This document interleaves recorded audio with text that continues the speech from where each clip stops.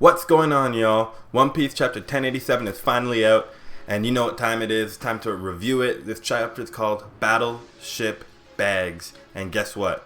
After 5 long weeks, Oda is back in his bag, dropping these fire-ass chapters. So, the main character of this chapter, it's all revolving back around the Battle of Hachinosu, so let's get into it. I'm super hyped to talk about this. After so long again, I get to talk about One Piece. I'm so excited. So, like I was saying before, this chapter focuses on Garp and his battle with Aokiji. Now, the one thing that I find kind of disappointing is Garp, like, as amazing as Garp looks, I feel like the Blackbeard pirates are not where they're supposed to be. Everyone's supposed to have these new devil fruits, but Sanwon Wolf, I guess Oda thought, I can't have this character around. Garp fodderized him off screen, threw him off the island. He's underwater, dying.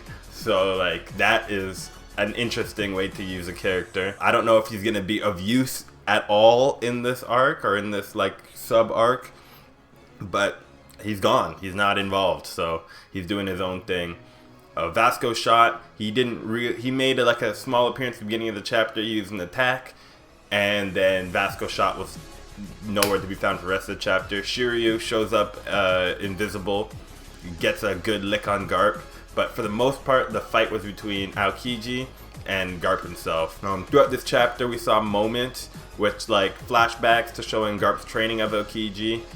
And we see the evolution of Akiji's strength, where Garp was able to dent the ship to a certain degree in his base form. You see Akiji able to reach that level eventually and get the ship as dented in as Garp used, which was the name for chapter, Battleship Bags. And basically, the idea is that no one who got to a strength like Garp's was born that way. They didn't just have that innate talent. They had to work hard to make sure that talent, reached the potential that it's at this day. So all the characters, Aokiji, Garp, Luffy, all these characters are characters who work to gain that strength, and I think that's pretty interesting. A low point of this chapter is KOBY.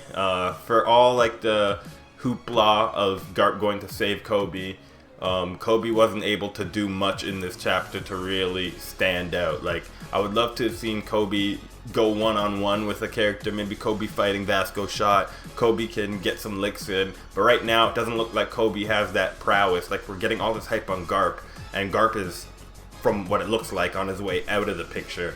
But, the future of the Marines, we're not getting any hype of these characters against any of the Blackbeard pirates. So I think that is a little odd. KOBY's not looking as strong as, as he's portrayed to be, or as we're meant to see. And maybe he's not supposed to be strong, but I wonder what that means for the future of the Marines. Groose he looks cool, but he hasn't been able, none of these characters are holding a candle to the Blackbeard pirates right now, except for Garp himself, which is a little disappointing in my eye. At the end of this chapter, we see that after Garp, he was injured by Shiryu, and then he was knocked down by Aokiji, and they had their trading of blows. Avalo Pizarro looks out to the Garp ship out at sea, and he's saying, you guys can't get away that easily, and he looks to be taking them out. Now, personally, I don't feel like they are going to get captured at this moment, and Garp seems to be down for the count for at least a little bit right now, right? He's pretty injured. So, my thought process would be someone has to come and save them. Garp's last words were, justice will prevail, and the last words of one of the characters we saw was X-Drake, where he said, I'm following my own justice. So I feel like that could be a character we could see. Maybe X-Drake and Smoker, both characters in Sword, could come through and, take out this arm. Sword or Smoker puts X-Drake on a cloud. X-Drake, we know, has the ability to knock out giants, so this wouldn't be too big of a feat stretch for X-Drake to use his attacks to take down one of the arms of Pizarro and the Island Fruit. And that's just my thought process there. I've been waiting to see X-Drake back in this chapter. In One Piece for so long, we haven't seen him in such a long time. Smoker is a character we haven't seen in such a long time. We are looking for the Logia Awakenings. We've seen all the other types of awakenings, Zone Awakenings, Logia Awakenings as of yet. So I think that Smoker would be a perfect candidate to show you initially what a Logia Awakening could look like, and then as we get later into the series, when we see like Kizaru in the fight on Egghead, then we can see what the Logia Awakening looks like from an Admiral level opponent. But we need to get like a little bit of taster first, because I feel like if we get the Admiral level Logia Awakening, it would kind of dull it when a character like Smoker, who's not as stronger, goes into Logia Awakening, something like that, you know what I mean? I do have an expectation for seeing Smoker and Drake coming soon. This is kind of their area, their part of expertise, and I feel like, yeah, the Marines don't really, they're being portrayed right now to be looking very weak in comparison to where we think that we should be. KOBY's just not doing anything, Groose isn't doing anything, Helmeppo is not doing anything, not on the level of the enemies they're fighting, and Garp seemed to be way stronger than his opponents, but now Garp is injured, so we need some backup. Okay, we need some backup over here.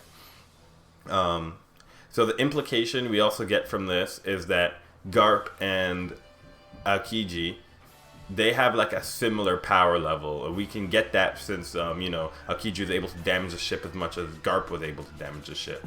So as these characters like are blowing each other back, whatever, Garp is more injured than Aokiji is. So I would put Garp ahead of Aokiji, but you know who else was ahead of Aokiji? Akainu, because Akainu defeated Aokiji. So that would make you also think that Garp and Akainu are still on a similar playing field, probably closer to one another. I would personally put Akainu in front of Garp just because of not even portrayal, but just like Garp's age versus Akinu's on the incline, Garp is on the decline, just that kind of thing. But I don't think that they're too far apart from one another. I do think Akainu is really strong though, like insanely strong, and potentially has Conqueror's Haki.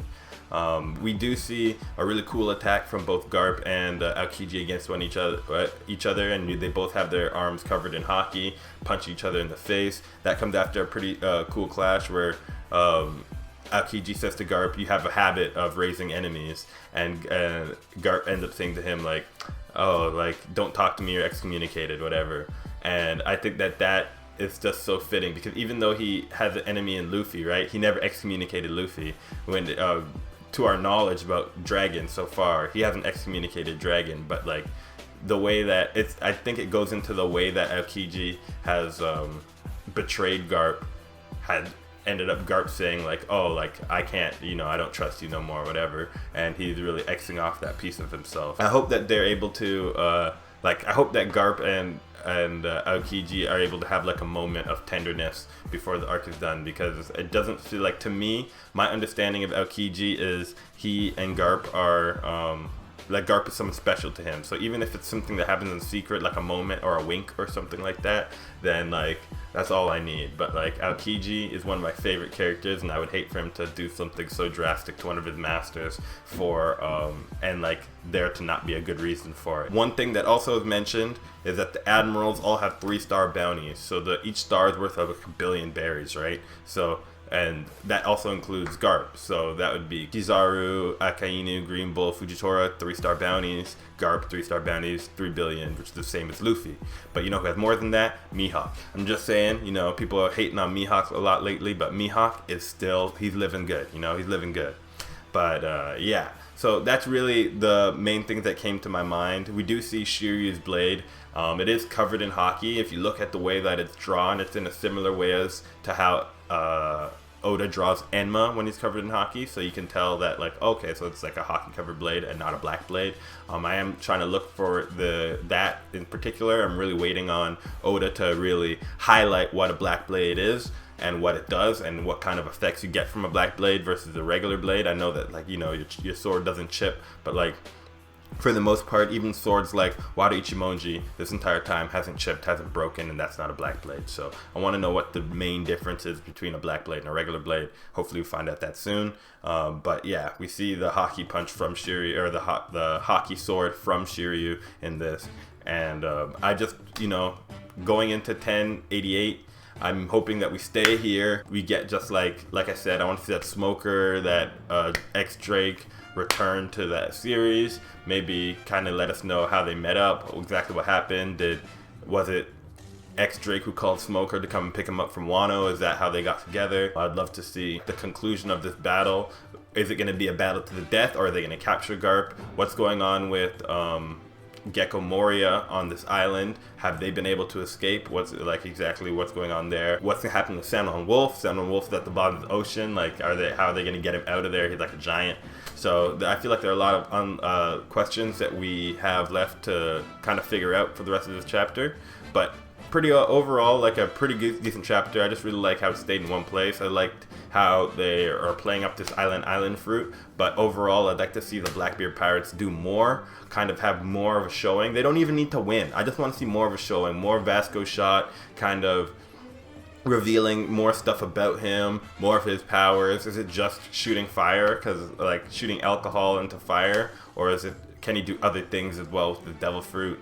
More Shiryu the Rain, and just better looks. Like Shiryu the Rain, yeah, he got clapped up real quick by this old man. He had to use some underhanded tactics to get there too. So like, I'd like to see Shiryu the Rain. Well, no, on one end, I like that Shiryu the Rain used underhanded tactics, but I'd like to see him do something else as well. Like, I would like to see him get like a cool feat, get like, you know, maybe Helmeppo tries to square up on him, and Shiryu the Rain kind of dumps his Helmeppo, something like that, you know? Like, he'd like, oh, your swordsmanship isn't this and that. Oh, you'd be fodder for my blade. Like, my blade requires more blood, whatever. It's thirsty. You know, give us something like that for Shiryu the Rain. So a band, you know, Vasco Shot and Avalo Pizarro. Give us something from these characters so that we can go, okay, that's what these characters are about, instead of just kind of having them show up to get fodderized like Sandalwood Wolf was off screen. Sandalwood Wolf is not looking good right now, and in terms of these characters being matchups for the Straw Hats, I'm just not seeing any life in the eyes of these characters, you know? Let me know what you guys think. Thank you guys so much for watching. Make sure to like, comment, subscribe.